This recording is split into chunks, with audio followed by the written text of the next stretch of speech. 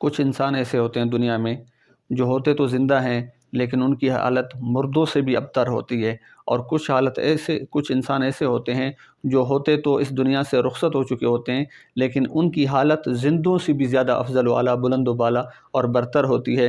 اسی طرح کچھ انسان زندہ ہو کر بھی مردہ ہوتے ہیں، اور کچھ انسان وہ ہوتے ہیں جو مر کر بھی زندہ ہوتے ہیں۔ اور وہ کون لوگ ہیں؟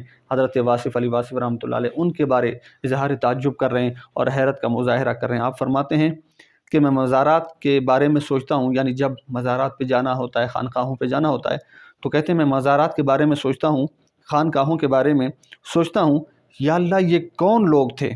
یعنی وہ حیرت کر رہے ہیں کہ یا اللہ یہ کون لوگ تھے کہ جن کے ہاں مر جانے کے بعد بھی میلہ لگا رہتا ہے۔ یعنی دیکھیں کہ دنیا سے رخصت ہو گئے، صدیوں پہلے، ہزاروں سال پہلے دنیا سے چلے گئے، لیکن آج بھی جب آپ ان کے مزارات پہ، ان کے درباروں پہ جاتے ہیں، ان کی خانقاہوں پہ جاتے ہیں، ان کے دروں پہ حاضریاں دیتے ہیں، تو آپ دیکھتے ہیں کہ میلہ لگا رہتا ہے۔ تو اللہ پاک ہمیں ان بزرگوں کی پکی سچی محبت اور غلامی نصیب فرمائے، آمین۔